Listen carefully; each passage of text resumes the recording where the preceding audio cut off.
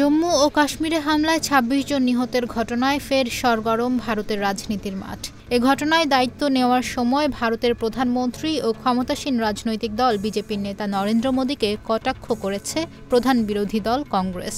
গায়েব নামের একটি পোস্টারও প্রকাশ করেছে দলটি। এর বিপরীতে পাকিস্তানের বন্ধু নামের একটি পোস্টার বানিয়ে প্রকাশ করেছে বিজেপি। ভারতীয় সংবাদ মাধ্যম এনডিটিভি বলছে, গায়েব পোস্টারে স্পষ্টতই প্রধানমন্ত্রী নরেন্দ্র মোদীর সমালোচনা করা হয়েছে। সেখানে কারো মুখ নেই, এমনকি অবয়বও গায়েব। আছে শুধু জামা, জুতো অনেকটা হলোম্যানের মতো। কিন্তু তার সঙ্গে প্রধানমন্ত্রী নরেন্দ্র মোদীর স্টাইল, স্টেটমেন্টের সাদৃশ্য অতি স্পষ্ট। এছাড়া পোস্টারে বড় বড় করে লেখা গায়েব। পোস্ট শেয়ার করার সময়ও কংগ্রেস কটাক্ষ করে দলটি বলে, দায়িত্ব নেওয়ার সময়ে গায়েব।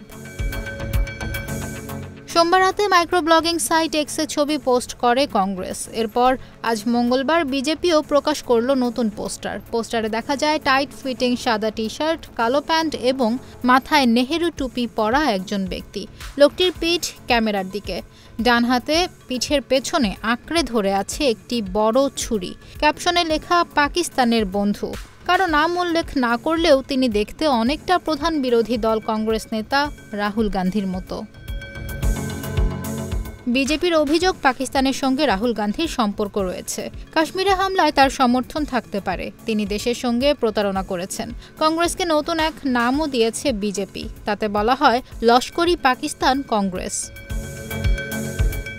এদিকে পেহেলগাম নিয়ে সর্বদলীয় বৈঠক ডাকা হলেও সেখানে খোদ প্রধানমন্ত্রী নরেন্দ্র মোদী কেন নেই তা নিয়ে আজ সমালোচনা করেছেন কংগ্রেস সভাপতি মল্লিকার্জুন খার্গে। তার অভিযোগ, দেশের দুর্ভাগ্য যে প্রধানমন্ত্রী পেহেলগামে সন্ত্রাসবাদী হামলা নিয়ে সর্বদলীয় বৈঠকে যাননি, অথচ তিনি বিহারে নির্বাচনী জনসভা করেছেন। একে লজ্জাজনক বলেও আখ্যা দিয়েছেন কংগ্রেস সভাপতি।